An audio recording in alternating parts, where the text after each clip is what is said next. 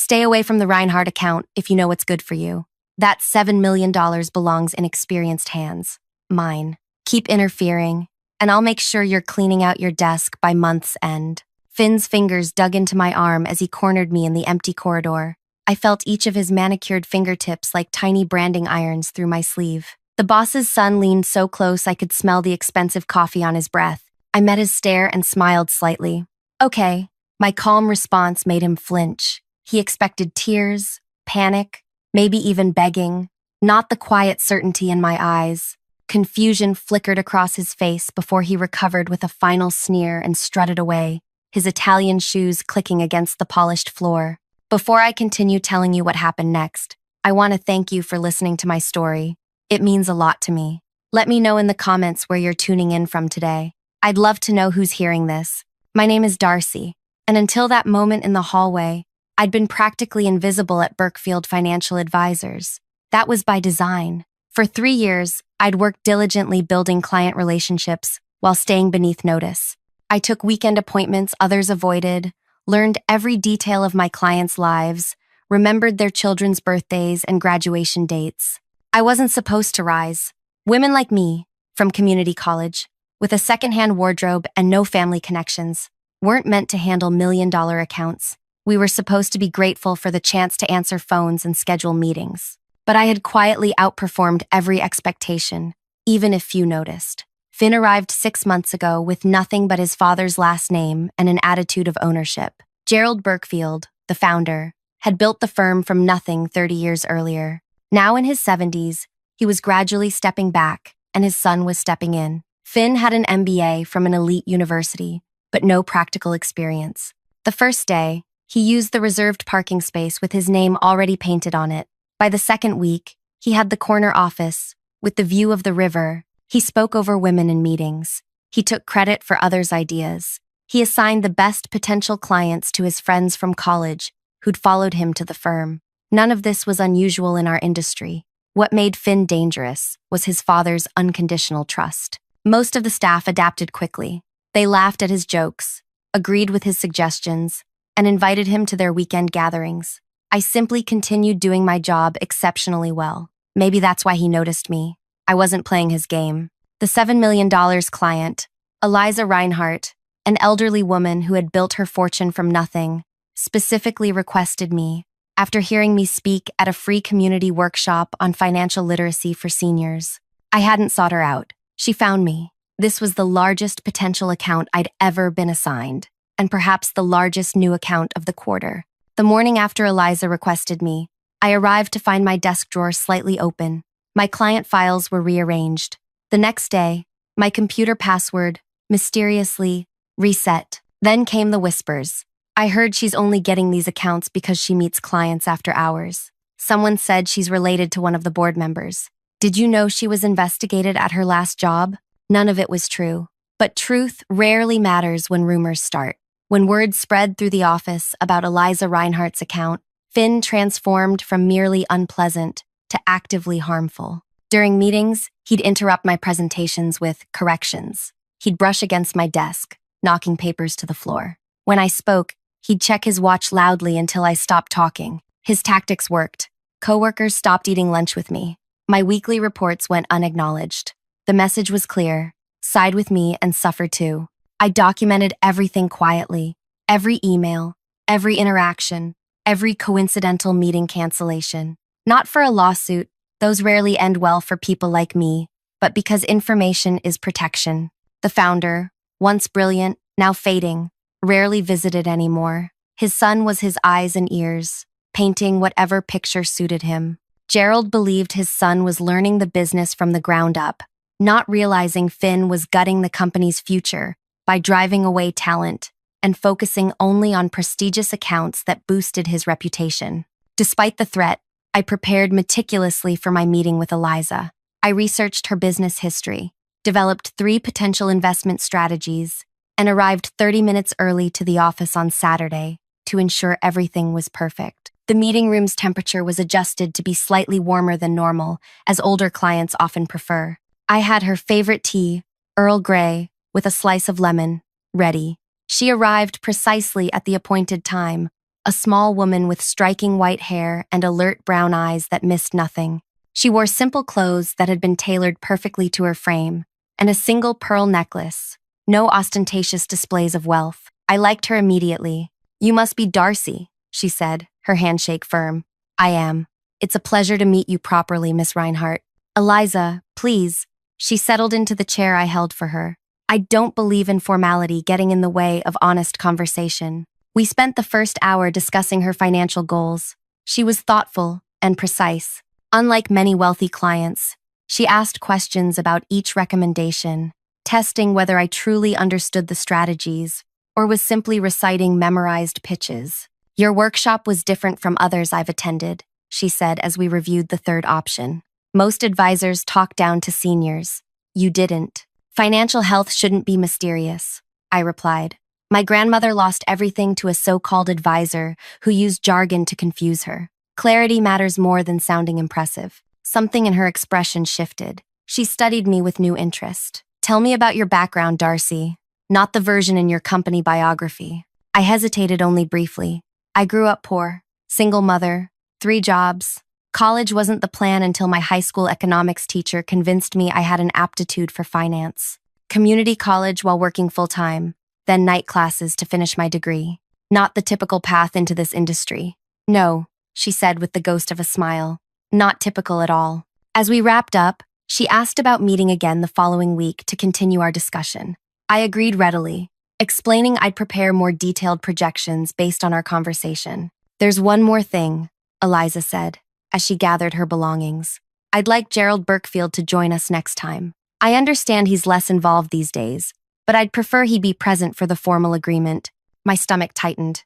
Gerald rarely attended client meetings anymore, unless Finn deemed them important enough, which meant Finn would be there too. But I kept my expression neutral. "Of course, I'll arrange it." 2 days later, I received a calendar invitation for the follow-up meeting. Gerald had accepted, as had Finn.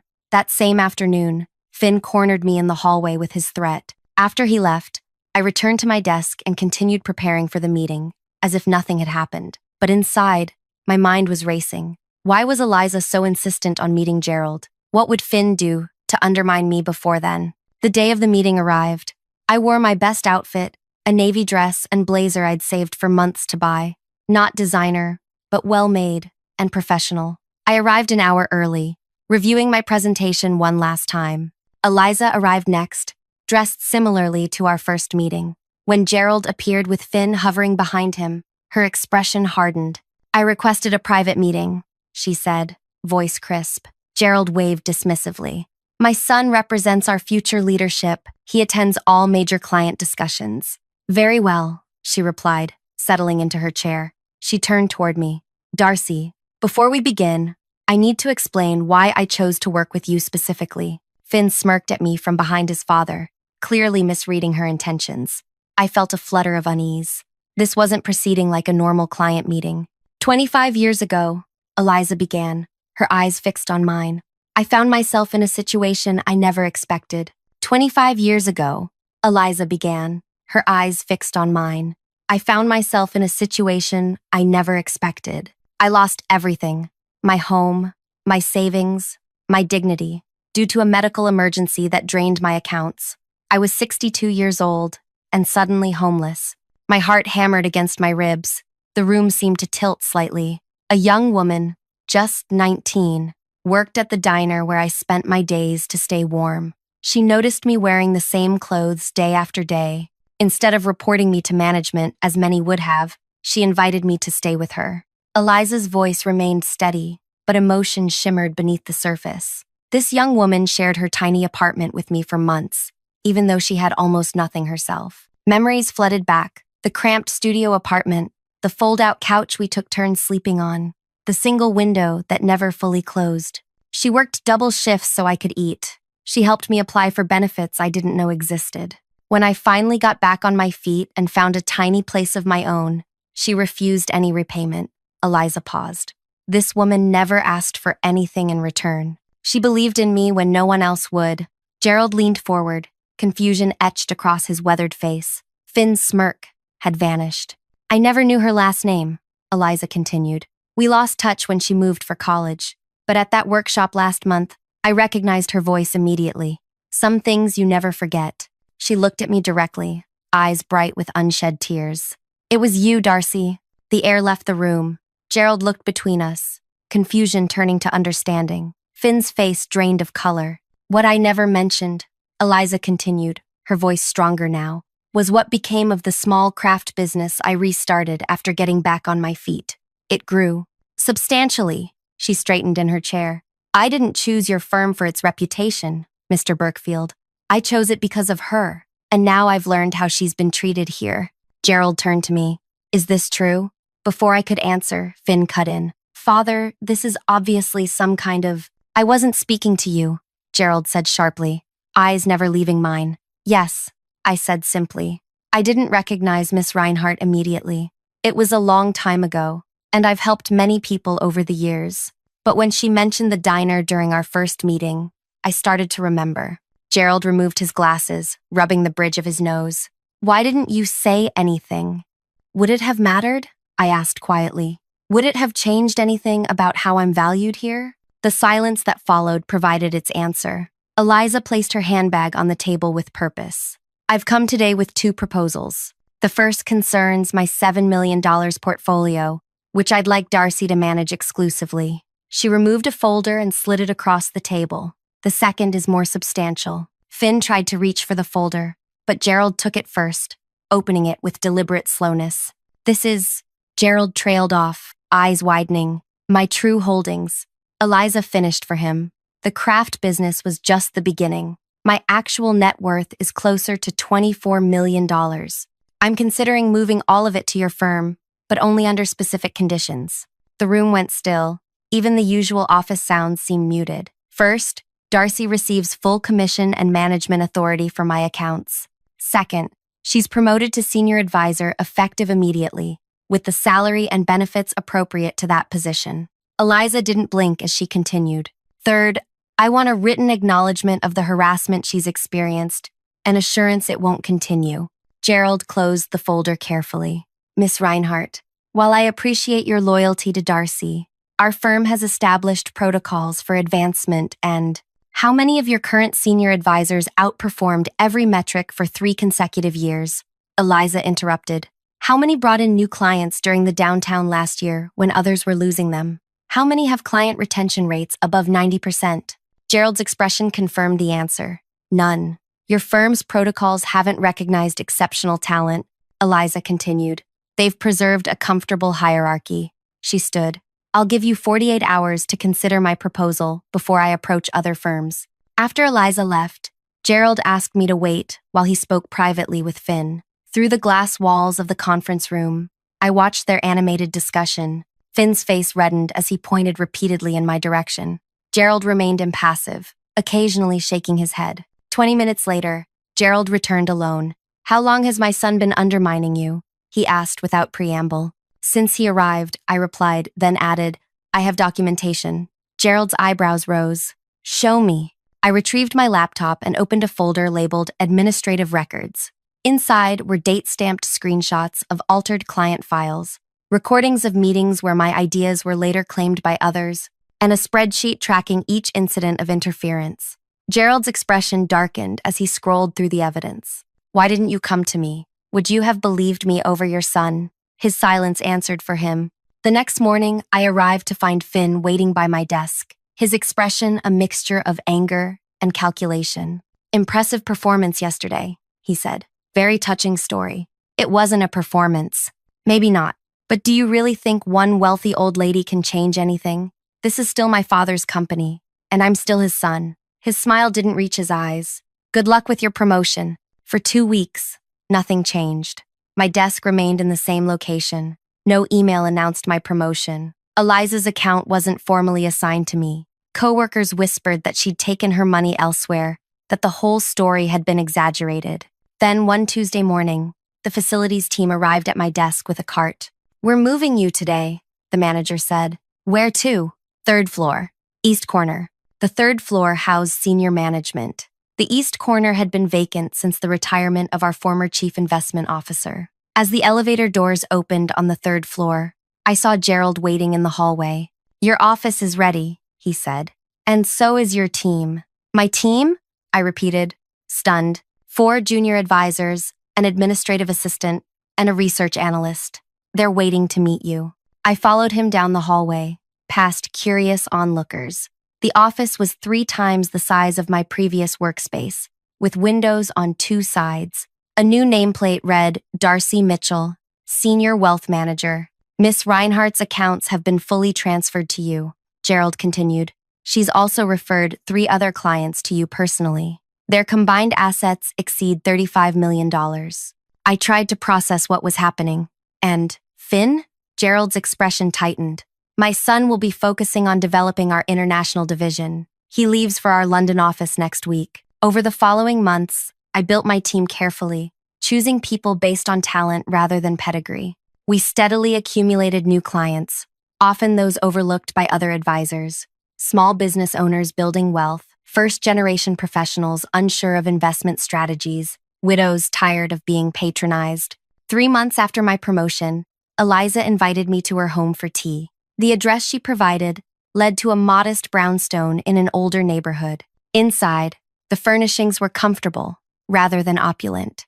The only obvious luxury was her art collection. Original works by local artists covered almost every wall. You seem surprised, she said, as she poured tea into delicate cups. I expected something more. Extravagant? She smiled. I never saw the point. My wealth is meant for creating change, not impressing others. We settled into comfortable chairs in her sunlit living room. I've been watching you struggle to help others while being undermined, she said. I saw myself in you, not just from our shared past, but in your determination to succeed on merit, rather than connections. She placed her teacup down deliberately. I want to start a new firm, she said, with you as partner. I nearly choked on my tea. What? A wealth management firm specifically designed for clients overlooked by traditional advisors. Women, minorities, self-made professionals without inherited wealth. Her eyes sparkled with enthusiasm. People like us, but I don't have the capital to. I do, she interrupted. I'm not offering charity, Darcy. I'm offering partnership. Your expertise and approach, combined with my capital and connections. What about Burkefield? Gerald just promoted me. After being forced to acknowledge your value, do you believe things have truly changed there? I thought about the senior management meetings where I was still interrupted. The clients who requested male advisors despite my record. The subtle ways success was attributed to luck rather than skill when it came from someone like me. No, I admitted. Not fundamentally. Change rarely comes from inside established systems, Eliza said. Sometimes you need to build something new. That evening, I couldn't sleep. Starting over meant risking everything I'd worked for. If we failed, I'd be blacklisted from major firms. But if we succeeded, the next morning, I requested a meeting with Gerald. His assistant scheduled it for later that week, but I received a call that afternoon, saying he could see me immediately. When I entered his office, his expression was knowing. Eliza Reinhardt made you an offer, he stated, rather than asked. I didn't bother denying it. How did you know? Because she made me one too. He leaned back in his chair. She's offering to buy a controlling interest in Burkefield. If I sell, she wants you to run it. The room seemed to spin. And if you don't, then you'll leave and take our best clients with you. He folded his hands on his desk. She's quite thorough.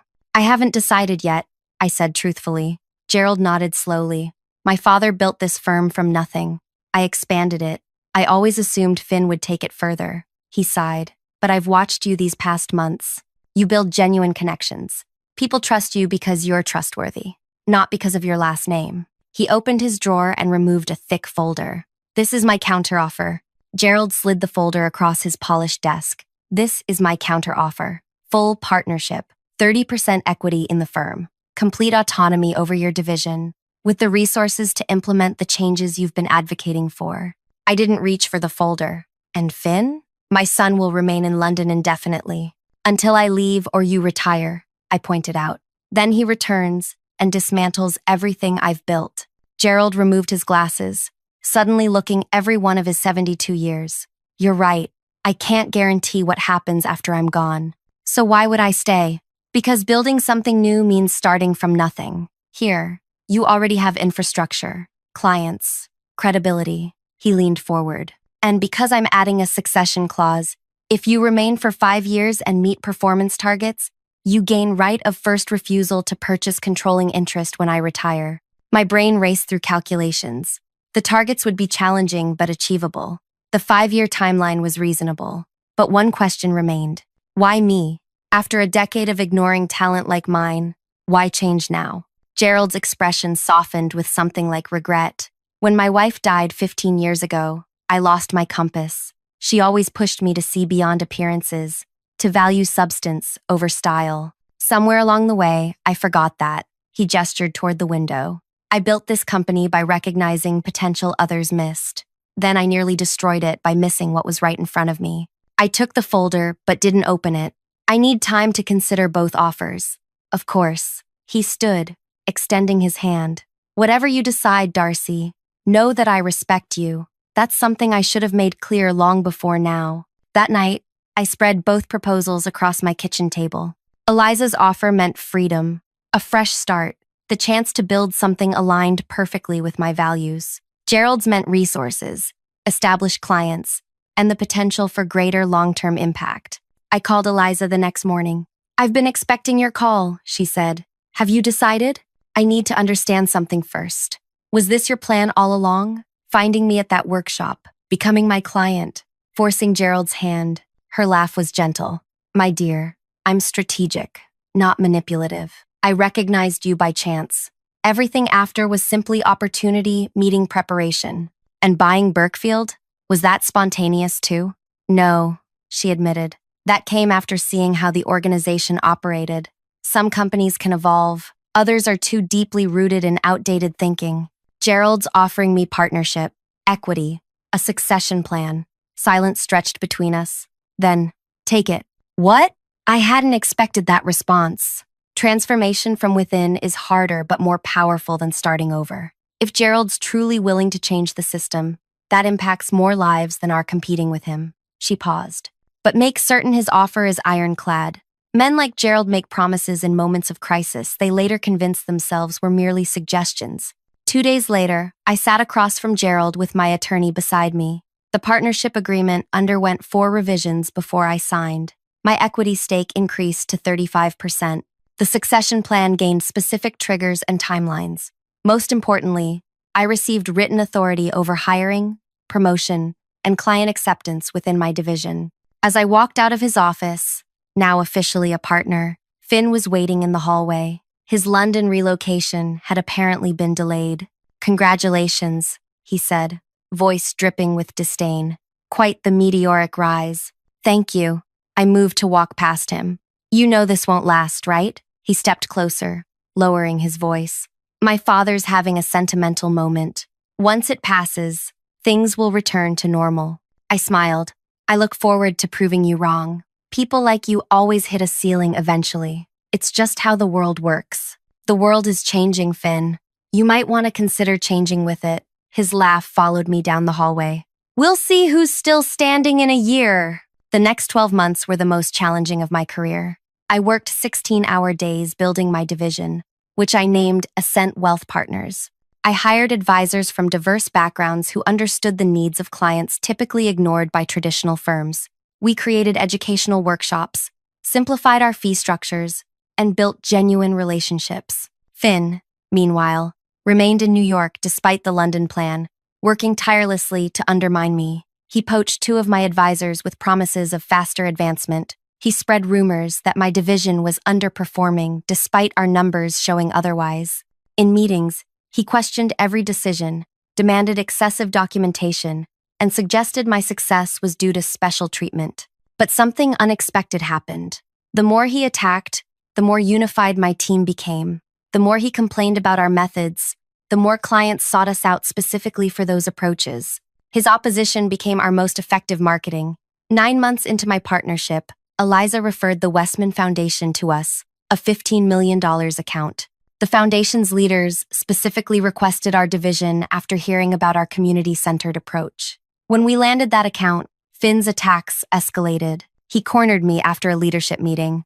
"You're bringing in the wrong kind of clients. These small foundations and first-generation wealth holders don't build long-term stability. Our retention rates suggest otherwise, I replied calmly. Because they don't know any better. They're grateful for anyone's attention.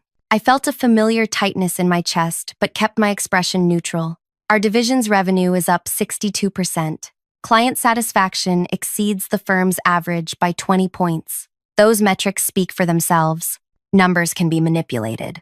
His smile didn't reach his eyes. Don't get comfortable, Darcy. Your little experiment has novelty appeal. Nothing more. As I turned to leave, he added, by the way, the board is reviewing division performance next month. I've recommended scrutinizing yours closely, given the unconventional approach. That night, I called Eliza. The board review is Finn's attempt to discredit me, I explained. He's convinced several members that our division represents unacceptable risk. What does Gerald say? He believes the numbers will speak for themselves. But Finn has relationships with these board members that go back decades. They play golf together, attend the same social events, belong to the same clubs. Then you need more than numbers, she said simply. You need faces. The day of the board review arrived. I'd prepared a detailed presentation on our division's performance, growth projections, and risk management strategies. As I waited outside the boardroom, Finn emerged from inside, smirking. Just setting the stage, he said. Don't take it personally when this doesn't go your way. I entered the room to find 13 men and 2 women seated around an imposing table. Gerald nodded to me from the head.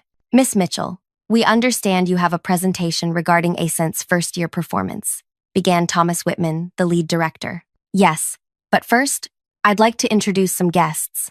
The doors opened, and 12 people entered, clients of various ages and backgrounds. Among them was Eliza. These are the faces behind our numbers, I explained. They've agreed to share briefly why they chose Ascent and what their experience has been. For the next 30 minutes, the board heard directly from clients, a woman who started a successful tech company after immigrating with nothing, a retired teacher whose modest savings had been dismissed as insignificant by previous advisors, a young entrepreneur who needed guidance navigating sudden wealth from selling his startup. Eliza spoke last. I've been wealthy for many years, she told them. In that time, I've worked with 8 different financial firms. None approached wealth management with the integrity and vision I've seen from Darcy and her team. She looked around the table. The question isn't whether Ascent is a risky experiment. It's whether the rest of Berkfield will recognize what's happening before competitors do. When our clients departed, the board's energy had shifted noticeably. The presentation that followed was almost anticlimactic. Our numbers weren't just good, they were exceptional. New client acquisition up 84%, retention at 98%, profitability exceeding projections by 23%. 2 days later, Gerald called me to his office. Finn sat beside his desk, expression unreadable. The board was impressed, Gerald began. They've approved expanding your division, doubling your budget, and implementing your client engagement model across the firm. Finn's jaw tightened visibly. There's more, Gerald continued. The board believes your approach represents the future of Berkfield. They've recommended accelerating our succession plan. My heart raced. Meaning I'll be transitioning to chairman over the next year. My CEO responsibilities will be divided. He looked between us. Finn will oversee operations and infrastructure. You, Darcy, will lead client services and investment strategy. Finn stood abruptly. This wasn't the agreement. I was supposed to. The agreement was that you would prove yourself capable of leading this company into the future. Gerald interrupted. The board believes, and I agree, that future requires both of you. Different strengths for different challenges. I won't be her equal, Finn hissed. I won't accept it. Then you'll forfeit your position entirely, Gerald said quietly. The decision is final. 2 weeks later, I moved into my new office, directly across from Finn's. The glass walls between us served as a daily reminder of our forced partnership. Every morning when I arrived, earlier than him, I'd see his expression darken when he found me already working. Every client success for my division became a personal failure in his mind. For 6 months, we maintained an uneasy collaboration. Finn handled his responsibilities competently, despite his resentment. I focused on expanding our client-centered approach throughout the organization. Slowly, the company culture began to shift. Then came the Henderson account, Catherine Henderson had built a $300 million business from her kitchen table. Now, in her 60s, she was transitioning to retirement and seeking a wealth management firm to handle her considerable assets. Her representative reached out to both Finn and me simultaneously. "This is exactly the kind of high net worth client we need," Finn insisted during our leadership meeting. "My team has extensive experience with transitions of this magnitude. My division has a higher success rate with entrepreneurs," I countered. Our approach would resonate with her background. Gerald, now chairman, suggested a compromise. "Present together, show her what Berkfield can offer through your combined strengths." The meeting was scheduled for the following week. 3 days before, Finn requested all my preparation materials to ensure a unified approach. Remembering past experiences, I sent simplified versions while keeping my detailed analysis private. The morning of the presentation, I arrived to find Finn already in the conference room with Miss Henderson. My portion of the presentation was now scheduled last. After clients typically lost focus, my name had been removed from the proposal cover. I smiled, adjusted, and proceeded as if this were exactly what I expected. When my turn came, instead of rushing through relegated material, I connected directly with Catherine. I spoke about building something from nothing, about protecting legacy beyond finances, about the unique concerns that come from creating wealth rather than inheriting it. By the end, she was leaning forward, engaged despite the late time slot. "You understand," she said simply. 1 week later, Catherine Henderson's representative called. She had chosen Berkfield, specifically requesting that I serve as her primary advisor with Finn's operational team providing support. When the news spread through the office, Finn appeared at my door. "Congratulations," he said tightly. "Quite the achievement." "Thank you. I'm looking forward to our teams collaborating on this." His smile was brittle. "Of course. Though I'm curious, did you mention our prior connection to Miss Henderson during your private conversations with her?" Prior connection? I genuinely had no idea what he meant. "Come now, Darcy. Catherine Henderson is Eliza Reinhardt's cousin. Surely that influenced her decision." I stared at him. I had no idea they were related. "Miss Henderson chose us based on our presentation." He laughed. "Right. Just like your mysterious promotion had nothing to do with Eliza's ultimatum. Some of us succeed on merit, Darcy. Others need alternative methods." As he turned to leave, he added loudly enough for nearby staff to hear, "I just hope the SEC doesn't start questioning these convenient connections during their next audit." The implied accusation hung in the air. Several employees glanced my way, then quickly averted their eyes. That evening, I worked late, my mind churning through options. Finn had crossed a line, implying impropriety where none existed. His whispered accusations could damage not just my reputation but the firm's. Something needed to change. As I gathered my belongings to leave, I noticed light still shining from Gerald's office. I knocked softly on his open door. "Darcy," he said, looking up. "Everything all right?" "No," I answered honestly. "I need to show you something." I placed my laptop on his desk and opened a folder I'd hoped never to use. Inside were dozens of files, meticulously documenting every instance of Finn's misconduct over the past year. Altered meeting minutes, emails exposing client information to unauthorized parties, date-stamped screenshots of tampering with performance metrics. "What is this?" Gerald asked, voice hollow. "Insurance," I replied. "I never wanted to use it." "These are serious allegations, Darcy. They're not allegations. They're evidence." I closed the laptop. "I'm not showing you this to get Finn fired. I'm showing you because his behavior is escalating, and now he's suggesting impropriety in client acquisition that could trigger regulatory scrutiny." Gerald removed his glasses, suddenly looking exhausted. "What do you want?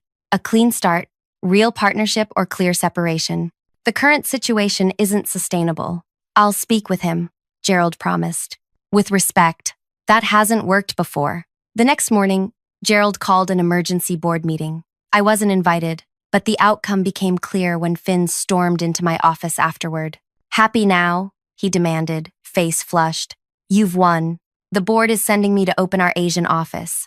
"This wasn't about winning, Finn. Save it." He leaned over my desk. "You played the long game beautifully, documenting everything, building your case, waiting for the perfect moment to strike. I underestimated you. For the first time, I saw something like genuine respect in his eyes, mixed with the anger. "I learned from watching you," I said quietly. 3 days later, Finn departed for Singapore. Before leaving, he sent a company-wide email announcing his exciting new opportunity to expand Berkefield's global presence. Most employees celebrated discreetly. Some genuinely missed him. A few visited my office to share stories they'd previously been afraid to tell. 6 months after Finn's departure, Gerald announced his full retirement. The board unanimously appointed me as CEO. At the announcement ceremony, Gerald handed me the ceremonial key to the building his father had purchased 50 years earlier.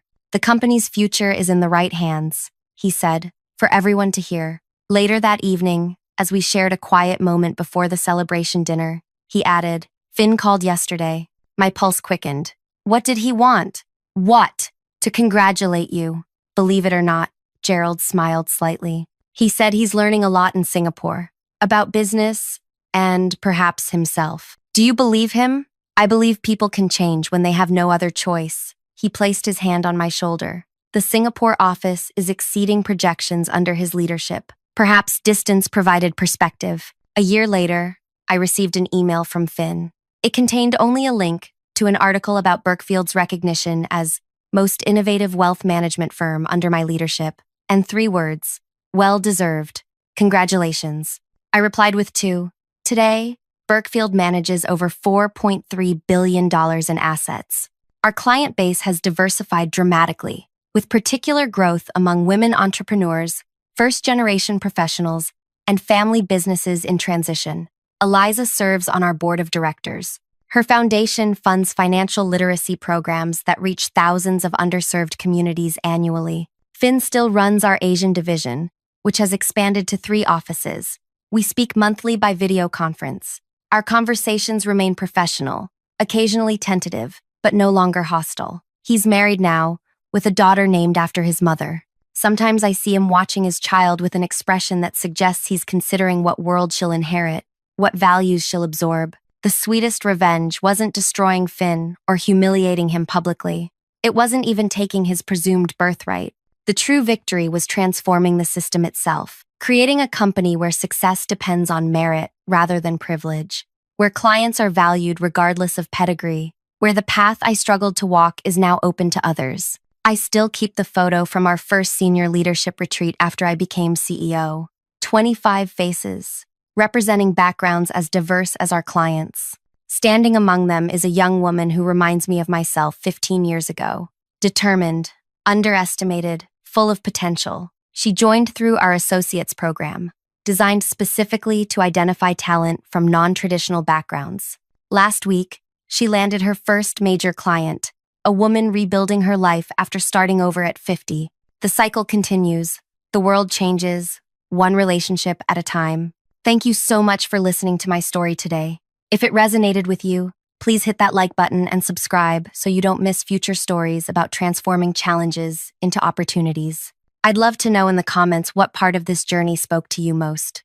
Was it the initial confrontation, building something new, or finding a way to change the system from within? Your experiences and perspectives mean everything to me, and I read every comment. Until next time, remember that true success isn't about defeating others. It's about creating a path where everyone has the chance to rise.